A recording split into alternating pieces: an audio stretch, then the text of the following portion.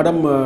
Aminata Barrow yow yaay présidente mouvement wala association bi ñu tuddee Mojek. Mojek dafa di association consumériste boo xam ne dafay xeex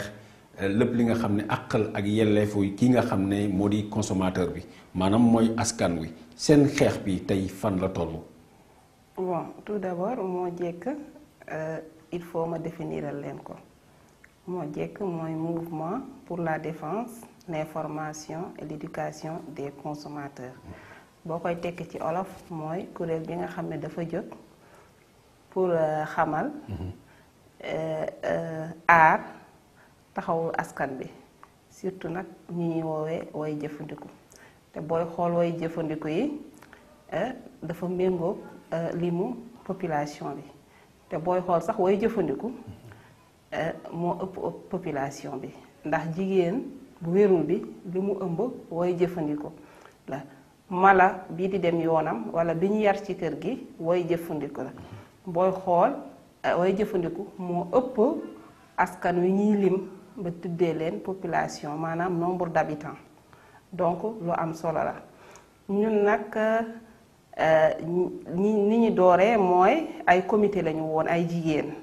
ñuy xeex ci mbirum dépigmentation abusive maanaam mbirum yenn produits xeesal yi ak produits cosmétiques yi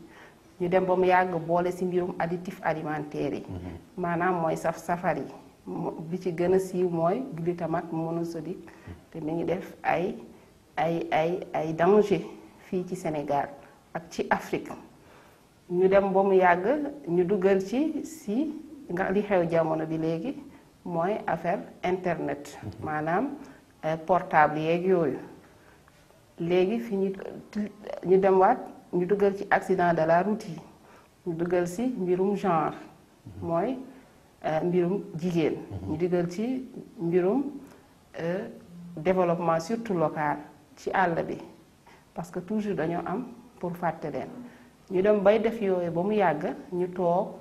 ñu nekk benn ñu ne ñu créer benn mouvement bu ñu ko tuddee association ndax association dafa bëri nañ ko créer mouvement ndax turu mouvement moo ëpp doole léegi nag bon bi ñu toogee suñu biir bon am na ay góor am na ay jigéen am na ñu nekk ci diaspora bi bu ñu toogee ba mu yàgg ñu def suñu assemblée générale ñu ne comme yow yaa ci gën a yëngu yaa ci gën a sonn yow la ñuy def président mu am ñu ñu àndal léegi nag boobu ba tey ñi ngi dóor waar fépp boo demee Kédougou ñi ngi fa boo demee Matam ñi ngi fa maanaam daal ku bëgg information yi leer boo demee direction du commerce intérieur di nga ko fa am ñun ñu ngi représenté ci 14 régions du Sénégal ak 11 départements nga gis ni kuréel yëpp la ñuy liggéeyal service public ak entreprise yëpp la ñuy liggéeyal. service public yi ak kuréel yooyu nga xam ne da ngeen di liggéey ak ñoom ndaxte war fa mën a taxaw askan wi tey gis nañu Ndakaaru gi ñu nekk métit bu rëy a fi nekk mooy wàllum ndox mi. dañuy dem ay fan nit ñi duñu am ndox duñu sangoo duñu mën a def yenn seeni besoin par rapport ak ndox mi tey yéen naka ngeen di yan combat ngeen nekk di def ci wàllu woowu. waaw ñun suñu combat mooy xam métitu askan wi wala problème askan wi ci mbirum ndox parce que gis nañu fii fu soriwul fii dong ci Dakar ak ci banlieue bi maanaam ñu bëri léegi guddi la ñuy root wala dañuy toog am na saa yoo xam ne duñu am ndox dañuy wër ndox ba sonn te tamit am nañu sax gaa ndox dina am mais heure bu muy am moo baaxul nga war a nelaw te nelaw dafa bokk ci wér-gu-yaramu nit ngay nekk di rang ndox ba léegi kooku amul ndox même bu ñàkkul ndox amul ndox parce que ndox dafa war a am 24 heures sur 24 wala buy ñàkk ay ñetti waxtu wala juróomi waxtu rek lay ñàkk waaye dagg sa nelaw même gaa ndox bu ma ñàkkul fii ci Ndakaaru ak li ko wër nit ki dafa war a am ndox 24 heures sur 24 heures bu fii nag Sénégal dañoo tàmm bu ñàkk ndox amee rek day fekk toog nga ñaari fan ñetti fan amoo ndox kii am ndox guddi dafa ñàkk parce que kenn amul droit di yeewu guddi dagg sa nelaw tubaab nu mu fonkee nelaw ak wér-gu-yaram liñ ciy digle pour nelaw ngay dem di root te genn wàllu Ndakaaru loolu la ñuy dund te du yoon parce que boo jëlee contrat ba nga dem liñ lay bindal ci contrat bi yëpp yow wooy jëfandiku bi yaa ngi koy respecté waaye yow mii ñiy jox contrat bi ngay fay sa ndox ñoom tamit dañoo war a respecter say pour bañ la dagg mu ngi ci mbiru boo tardé sax ñaari fan ci paiement date de paiement bi dañuy ñëw indi la ay bon de coupure tey ñoom mën nañu xëy saa yu leen ne xëy couper ay ndox ci lu bari te duñ ko compenser ci fay bi loolu est-ce que warul mën a bokk ci li ngeen xam ne yéen seen cahier de charge la pour seen xeex. waa ñun démb rek mi ngi tombeek journée mondiale de l'eau démb ci la ñuy yendu waxtaan parce que léegi dañoo dem nañ ba wax leen loolu ne leen yéen mën nañ leen mënal ñàkk ndox mën leen muñal nit ki di dagg nelawam di root mën lañ leen mënal ay travaux yoo xam ne doo leen ko yëgal nit ñi wala ci rajo ngeen koy wax wala ci yenn presse yi te ñépp duñu liir parce que niveau d'étude sénégalais bi moo toll foofu am na ñoo xam ne bu ñu xëyee dañuy liggéey ñenn ñi ngi ci marché bi jaay ñi ngi ci travaux ménagers donc ñëpp war nañu am information ba pare ñoom bu ñu jógee ñu ne dañuy jox ay citerne ak yooyu mais citerne yooyu dañ ko war a def ñëpp mën see jot comme ni ngay xamee numéro vert bi ak citerne ñëpp ci ñoo ci mën a war a jot parce que ku dem ba abonné ndox boo amee problème mu ndox ñooñu dañoo war a gaaw faj saafara waroo nekk sax di génn sa koñ di dem ba beneen koñ wala nga xool sa dëkkandoo bu dëkk beneen quartier ngay dem du wuti ndox loolu yépp ci violation des droits du consommateur la bokk. parce que dafa am charte des Nations Unies 1985 dafa ne consommateur bu ne am na droit à la sécurité te ndox xam nga moo yor dund am nga droit à l'information bu ndox manqué war nga am information ni ngay faje sa problème mu ndox droit à la satisfaction de base droit à la satisfaction de base maanaam boo jëndee dara wala nga def ci sa alal wala nga waxante dara ak nit danga cee war a bég war a kontaan ci kaw ngay def say yelle maanaam di fay ndox normal. yaa ngi fay say facture est-ce que tey madame kontaan ngeen ci accompagnement bi nga xam ne SDE mu ngi koy accompagner population sénégalaise. SDE ñun ak SDE dañuy waxtaan mais ba léegi ñoom li ñuy def des na am na ñu ci ñi xam ñi ngi ciy gis seen bopp mais lu néew la te du yoon te client yëpp a yem te client yëpp information bi client buy fay 1 million ak client bi fay 1000 francs ñoom ñoo war a yem ci information yëpp client la rek te tamit mooy li ma la doon wax sànq. droit tamit à un environnement sain environnement mi ngi commencé ci kër sa ndox bu manqué say doom duñu sangu lu ñu waroo sangu ba pare droit à la santé ndox mi yenn saa yi du set doo xam fu ñuy jëlee ndox te ñëpp a mën a jënd sachet yi wala eau minérale yi ba pare da nga war a fóot da nga war a raxas toilette yi da nga war a togg da nga war a def lépp te fii te ndox dañ koy fay doo jël sa ndox di ko maye wala xamoo fooy jëli jee ndox sa programme journée yaak sa njaboot yépp yàqu loolu du yoon. madame Aminata Baro est-ce que parce que gis nañ ni bu fekkee ne nit ki mu ngi am jafe-jafe. fay facture ndox boo xam ne léeg-léeg mu nekk ñeenti téeméer léeg-léeg mu nekk junni. bu la ci xëyee dagg la sa ndox war la indil facture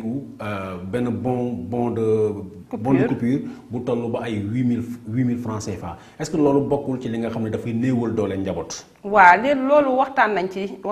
ci démb. parce que di nga gis nit koo xam ne consommé wul am na sax ñuy am facture ba 700 francs ba 1000 francs mais kooku bu fi nekkul nga tegal ko 8000 francs xam nga loolu jaaduwul ñun waxtaan nañ ci waa SDE démb directeur général bi nee na loolu dina xool ni mu ko dindee parce que loolu tamit logique la mun nga dem tukki wala doo fi nekk wala nga am facture 1000 francs ñu defal la bon de coupure 8000 francs loolu jaaduwul. léegi comme ñoom nii la ñuy defee nañ naxanteeg askan wi ak abonné yi parce que ñoom booy xool ñoo gën a respecté seen droit bokkul ak ba léegi ñu am fuite bokkul ak ba léegi faux agent ñi ngi ci koñ yi di coopérer parce que ku xam compteur nu muy doxee xam SDE nu muy fonctionner xam bon de coupure kooku jege na SDE loolu yëpp gis nañ ko ci cachet yi donc ñun ñi ngi ci ñi ngi koy xeex te defe naa ñun dinañ ci am résultat bu baax ndax démb directeur général Baal moom nee na loolu dina ko xool lu jaadu la am facture 1000 francs am bu ñu jox la bon de coupure 8000 francs loolu dañ ko war a xoolaat. xam naa ni sa champ d'action rëy na bëri na macha allah ci ngeen xam da ngeen ci intéressé wu waaye dama bëgg ñu des ci wàllum ndox mi ndaxte démb moom nga wax ni moo doon journée mondiale de l'eau te it Sénégal dafa signé woon benn convention benn loi boo xam ne 1999 su ma fàttalikoo moom la signé ak SDE pour bàyyi leen ñu ñëw gérer lii di ndoxum Sénégal contrat boobu ren lay jeex gis nañ ni ñetti opérateurs yu mag ñëpp nekk ay tubaab ay français au Sénégal intéressé na leen est-ce que yéen boole nañ leen pour ngeen wax yéen ñi ngeen xam ne yéen a taxaw consommateurs yi ngeen wax kii opérateur bi ngeen bëgg ak li ngeen di xaar ci moom bu leen di yoral ndoxum Sénégal. waaw li nga wax question bu pertinente na ndax bu demee ñun way jëfandikoo yi ñun way jëfandikoo yi ñooy population sénégalaise ñun ñooy voté suñuy loi ñooy voté élection ñoo nekk ci nation bi. ñooy jëfandiku suñu doom yi ñoo fi liggéey ak suñu parents yi donc bu demee ba ñuy indi ñeneen contractant yu bees donc ñun dañoo war a yëgal mais ñun li ci ëpp ci journaux yi rek te ñun dañ cee am wàll pour nangu wala bañ a nangu parce que bu dee expertise rek la ci mbirum SDE du société bi nga xam ne 5 ans la am wala 10 ans te mbirum ndox sénégalais màcc na ci man mën naa nangu ñu indi ay ndimbal mais sénégalais yi ñoo ko war a yoral seen bopp ñun loolu la ñu gis. maanaam pour yow dañ ko war a defaat société nationale. mu jógee ci loxol jàmbur. waaw parce que may fàttali ni contrat bi nga xam ne moo lié Sénégal ak SDE 1998 lañ ko signé woon te Abdou Diouf moo ko signé woon ak ñooñu. ren gi lay am 20 ans. est-ce que normal na lu mel ni ndox ak nu mu stratégique wala parce que domaine énergie lépp dafa stratégique ñu koy confier ay ñoo xam ne ay gan lañu. loolu du yoon parce que ndox élément bu vital la ndax ndox rek mun nga ci noot askan ndox mun nga ci saboter askan bi mun nga ci def lu la neex te ñun toll nañu fi nga xam ne mooy li may wax rek am na c'est pas pour rien que fuite de cerveau di am Afrique am na expertise te ñun citoyens sénégalais mais ñoo nekk ci société bi te ñoom ñooy exécuter lépp du ci ndox mi kese ci société yu bari fii multinationales yu bari fii te loolu comme 98 ba léegi nii ñi ngi ci 20 ans mën nañu bàyyi sénégalais yi gérer seen ndox ndax xale bu ci juddu woon tey màgg na ba nga majeur ku def expertise 20 ans mën nañ la bàyyeeg nga gérer sa ndox. tey jii gis nañu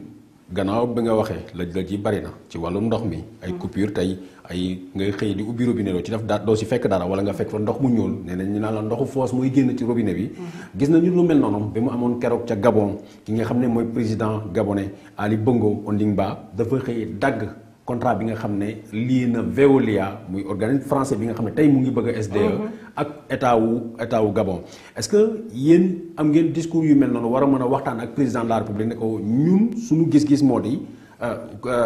lii di secteur bi nañ ñu ko confier ñun sénégalais ñu jëlee fi ñii wala tey comme ñun kontaan nañu ci SDE na fi SDE ci boppam jógee. waaw comme xam nga tey bu ñu kontaanoon ci ñoom day yomb ñu renouveler leen mais comme kontaan nañu ci ñoom ñun duñ ñu jox ñun ñu jéem bu ñu joxee ñun ñu jéem ñun xëy na lu bari lu doon dem par exemple bénéfice yi ñu doon am parce que kenn du liggéey ci ne bénéfice yi ñu doon am di dem mën nañ ko delloowaat fii. dégg nga liggéeykat SDE yi nga dégg ñu dañuy def marche dañuy grève te contrat mi ngi jeex xam nga foofu yaa contradiction donc ñii bu ñu daggee seen contrat tey xelu liggéeykat yi du dal te ci biir li tax ñuy ñaxtu ci seen biir contrat lañ ko amee donc nañu jox SDE nañ ko jox sénégalais yi ñun nañ ñu ko jox ñun ñu gérer ko parce que Sénégal bokk na fu bëri si organisation yi kawe ci ndox même booy wax ndox sax bu la neexee waxaale SONES bi ñu defee bërki démb le 21 def nañu benn foire fële Brésil exposition mais bu ñu ñëwee ba xool Sénégal gàcce ngalaama ndax dafa avancé ci ndox loolu dem na ba ministre de l'hydraulique ak premier ministre Boun Abdallah Dionne ak Charles Faye bu SONES ñoom ñëpp dañ leen féliciter foofu parce que xamuñu woon Sénégal egg na foofu am na expertise boobu de même que SDE parce que toujours ci ISO yi dañuy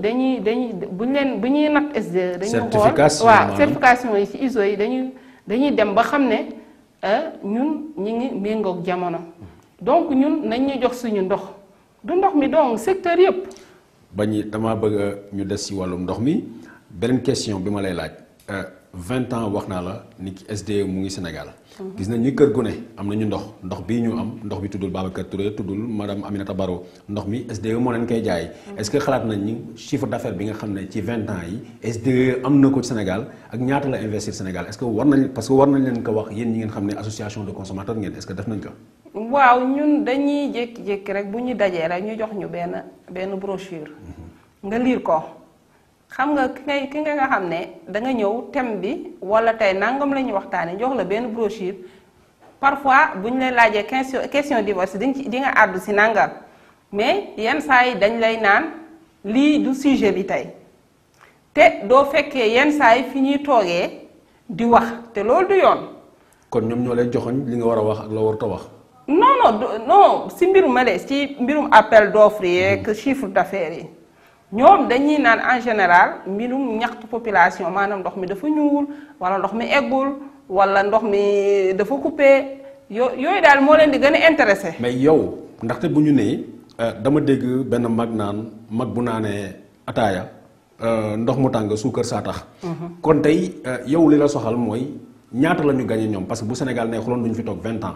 mais ñun sénégalais yi nga xam ne toog nañu ak ñun 20 ans lan la ñu am loo xam ne réinvestir nañ ko Sénégal. waaw parce que ay milliards la ñuy récolter weer. waaw mais xam nga wax loolu day jafe parce que xam nga dañoo defoon Kër Momar Sarr 2 léegi ñu ngi ci KMS 3 mooy Kër Momar Sarr 3 maanaam boobu projet diggante axe Diamniadio Rufisque Thiès boobu foofu la gën a mi ngi impacté sax population bi te li ci gën a garaaw mooy par exemple boo demee Kër Momar Sarr am na foo xam ne travaux yi fa la romb ñun ñu di ci naan waa Dakar te ñooñu amuñu ndox keroog man bi ma taxawee wax naa ko kaas naa ko foofu wax naa ko te sax mooy li ma lay wax nii dama ko ci profita la wax parfois dañuy toog ñu jox ay préfet jox ay maire de commune ñu fàtte ñu mais bi mujj devant ministre bi ministre de l'hydraulique ak DG bi man maa obligé yëkkati sama loxo mel ne ñun dañuy wax par force nañ ñu jox cër si la ñu obligé ministre bi Mansour Faye excusé wu ñu jox ñu la parole man maa jëloon parole bi donc xam nga ñun kon ça veut dire que parfois dafay am ay failles ci communication bi ak ci gëdd bi ñu war a jox ñun mouvement consumériste bi ba léegi ndox mi li ngay wax KMS 3 bii ñu ngi ko jël d'accord projet la projet boo xam ne il est le bienvenu mais mi ngi commencé def ay problème parce que am na dëkk boo xam ne bu tudd Roof ñoom projet ba fa la jaar ak yooyu mais naanuñu dañuy rooti amuñu ndox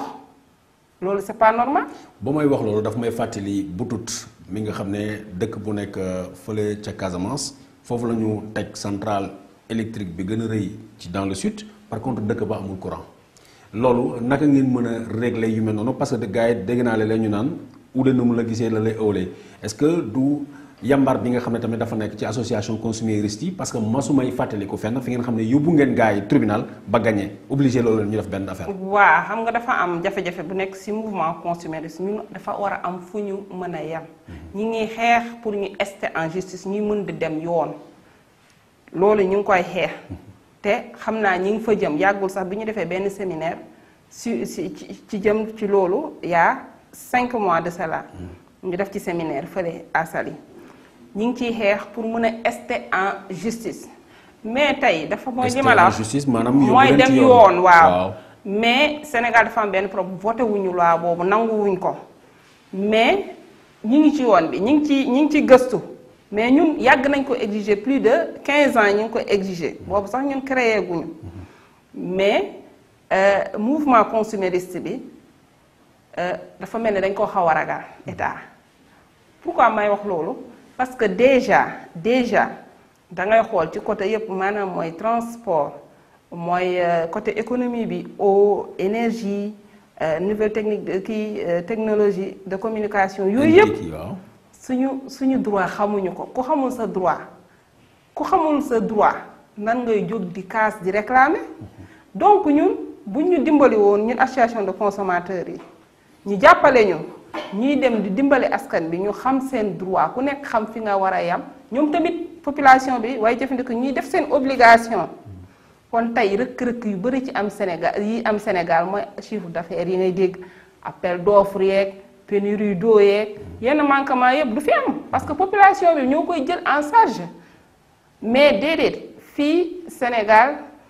bon dañuy ñëw jël seen projet rek def léegi bu ñu ñëwee def bon ñii subir conséquences yi bon en général du ñu am doole. Madame Barrow tey jii ma nekk benn sénégalais. ma nekk fenn ma am lu ma naqadi ci li nga xam ne sama àqal ak sama yelleef loo xam dafa war a dox sama diggante ak ki nga xam ne daf may jaay ak jënd lañu séq. tey jii su ma amee lu ma metti naka laay def pour ma mën a contacter leen yéen pour ngeen taxawu ma. bon ñun am nañu répertoire ci mi ngi ci net bi mais doyut parce que ñun état bi ci boppam état bi ñun waruñoo jàppale état mais état devoir état la mu pousse ñu comme Burkina Togo. ak Côte d'Ivoire ñoom ñoo ñu raw chaque année dañuy subventionner état association de consommateurs yi Europe loolu fàtte nañ ko bu yàgg bu ko defee yéen da ngeen mel ni kon genre entreprise doo leen faral service national doo leen faral état ci diggante bi ngeen nekk te lépp day transparente loolu moo tax mbirum consumériste sooxe mais bu doon rek ku nekk da nga am sa autonomie lépp ay leer te bu leeree day avancer dëkk bi. mais dafa am ay rëkk-rëkk il faut yow say membre wala yenn nit ñi jël di la jàppale te nag ku ëmb sa sankal làq sa sutura ñun moo jekk nag nekkuñu ci loolu ñun depuis presque 10 ans ñi ngi fi service public yépp ñépp politique yépp consommateur yépp mën naa ne mën nañ seede loolu ñun nii rek ci yoon rek la ñuy dox si yoon lañuy dox xamuñu làkkal xamuñu dara lu jub rek lañu xam xamuñu leneen amul fenn fu ñu fu mën a waxal fii def nañu lii wala wax nañ lu ñu waru la wax wala dem nañu fu ñu si service jox nañ ñu nangam wala dem nañu patron nangam privilège ñu nangam ñun Modiek amuñu loolu. Madame Barrow yow yaay présidente Modiek te jàkkaarloo ak caméra bi lan nga bëgg a tàggatoo ak sénégalais yi ba beneen ndaje. bon sénégalais yi maa ngi leen di wax bon ñu jéem a gëstu seeni droit si mbirum way jëfandiku yi booy jëfandiku dañ koy wax ci Sénégal ñun ñëpp ay way jëfandiku dañ naan consommateurs yi ay trian consommateurs yi ay nii ay consommateurs yi mais boo nee consommateurs yi ay nangam ñun nga wax parfois man mii madame Barrow damay taxaw si devant directeur de société ak staff bi yépp ma tëgg si taabal ma ne lii mooy am ñu réglé ko yow mi nekk Ranérou wala yow mi nekk Orkadiéré wala Bandafassi wala yow mi nekk Dimat salal nga tëdd rek nga gis situation améliorée fekk man mii madame Barrow présidente de Modiek man mii madame Barrow présidente de Modiek man maa toog kaasal la te ñun li ñu naan les parents pauvres de la nation mooy ñun te ñun surtout jigéen góor ñi la ñu bàyyee woon consumérisme mais jigéen moom consumérisme parce que ñun ñooy gérer ménage yi ñoo nekk 52% de la population te ñun ñooy ëmb te li ñu ëmb li déjà ci consommateurs yi lañ bokk donc jigéen bu nekk damay profité ci weeru famille jigéen bu nekk war nga xam li ngay lekk lan la li ngay togg lan la li ngay naan lan la fi ngay dugg fan la ni ñuy utiliser ay portable lu ñuy utiliser produits cosmétiques yi maanaam lépp lu ñu wër daal ci mbirum way jëfandiku la bokk donc ñun bëgg nañu am nañ sax benn rubrique bu tudd ménagère avertie ménagère avertie mooy ménagère bi nga xam ne li ngay dox ak li ngay wax ak fi ngay teg sa tànk ak li ngay jënd ak li ngay jëfandikoo da nga koy xam bu ko defee yow bon dina tax yow sa waa kër aaru si mbirum santé nga am économie nga am jàmm sa xel dal. Madame Barrow jërëjëf. jërëjëf merci beaucoup.